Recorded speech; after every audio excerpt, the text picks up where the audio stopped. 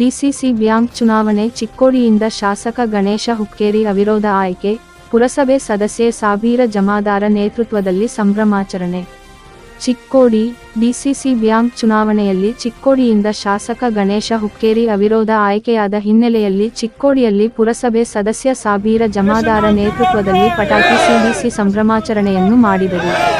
ಶಾಸಕ ಗಣೇಶ ಹುಕ್ಕೇರಿ ಎರಡನೇ ಬಾರಿಗೆ ಡಿಸಿಸಿ ಬ್ಯಾಂಕ್ ನಿರ್ದೇಶಕ ಸ್ಥಾನಕ್ಕೆ ಆಯ್ಕೆಯಾದ ಹಿನ್ನೆಲೆಯಲ್ಲಿ ಚಿಕ್ಕೋಡಿ ಪಟ್ಟಣದ ಬಸವವೃತ್ತ, ಬಸ್ ನಿಲ್ದಾಣ, ಪುರಸಭೆ ಸಮೀಪದಲ್ಲಿ ಪುರಸಭೆ ಸದಸ್ಯ ಸಾಬೀರ ಜಮಾದಾರ ನೇತೃತ್ವದಲ್ಲಿ ಪಟಾಕಿ ಸಿಡಿಸಿ ಗಣೇಶ ಹುಕ್ಕೇರಿಯವರಿಗೆ ಜೈ ಎಂದು ಘೋಷಣೆಯನ್ನು ಕೂಗಿ ಸಂಭ್ರಮಿಸಿದರು.